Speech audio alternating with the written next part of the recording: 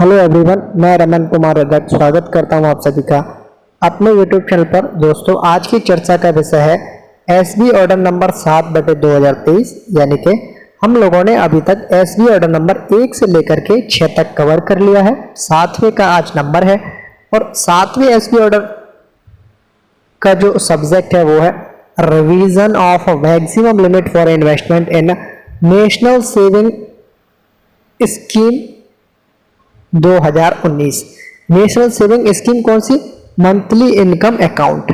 Monthly income account का मतलब है, मंथली इनकम स्कीम अकाउंट का मतलब है MIS अकाउंट। कहने का क्या मतलब है कि मंथली इनकम स्कीम के जो अकाउंट्स हैं पोस्ट ऑफिस में वो खोले जाते हैं। इसे मिनिमम 1000 रुपए से खोला जाता है। मैक्सिमम की जो लिमिट थी वो पहले 2 थी। 2 कौन कौन सी थी कि एक अकाउंट होता था सिंगल अकाउंट और दूसरा होता था ज्वाइंट अकाउंट। सिंगल अकाउंट का मतलब है कि एक व्यक्ति के द्वारा उस खाते को खोला जाता था, उसे कहते थे सिंगल अकाउंट। ज्वाइंट अकाउंट का मतलब था कि जहां पर एक से ज्यादा लोग मिलकर के खाता खुलवाते थे उसको कहते थे ज्वाइंट अकाउंट। तो सिंगल अकाउंट और ज्वाइंट अकाउंट के लिए पहले 2 अलग अलग लिमिट थी जिनको अब रिवाइज कर दिया गया है, यानी कि अब इनको बढ़ा दिया गया है, जिसकी चर्चा आप लोगों ने बजट में भी सुनी होगी। तो सबसे पहले आप इस बात का ध्यान रखें कि MIS जो अकाउंट है, मंथली इनकम स्कीम के जो अकाउंट है, MIS के जो अकाउंट्स हैं, उनको आप लोग पहले 2 पार्ट्स में डिवाइड करें। पहला है सिंगल अकाउंट, दूसरा है ज्वाइंट अकाउंट। पहले सिंगल अकाउंट की जो लिमिट थी वो कितनी थी? वो थी 4.5 लाख रुपए। यानी कि एक व्यक्ति MIS का जो अकाउंट खुलवाता था सिंगल, वो अधिकतम 4.5 लाख रुपए तक इन्वेस्ट कर सकते थे, जिसको अब बढ़ा करके 9 लाख रुपए कर दिया गया है। यानी कि एक व्यक्ति MIS के अकाउंट में अधिकतम 9 लाख रुपए तक जमा कर सकते हैं। अब करते हैं हम लोग ज्वाइंट अकाउंट के बारे में बात।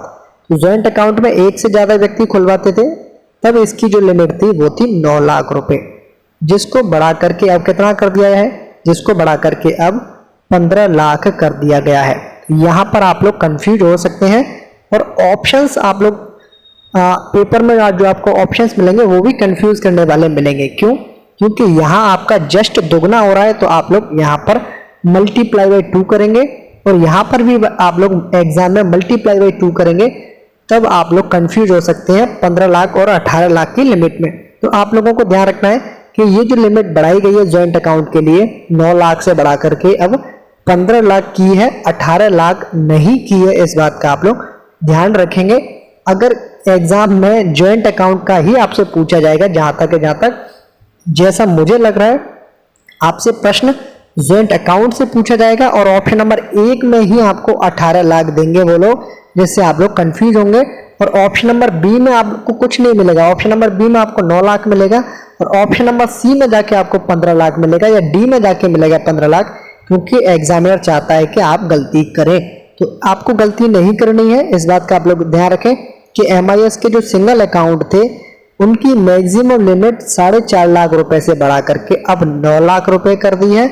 और ज्वाइंट अकाउंट की बात करें तो ज्वाइंट अकाउंट में पहले 9 लाख रुपए जमा होते थे, जिसकी लिमिट बढ़ा करके अब 15 लाख रुपए कर दी है। इस बात का आप लोग ध्यान रखेंगे, यहाँ से प्रश्न पूछे जा सकते हैं। और इसी के साथ इस वीडियो को करता हूं मैं एंड।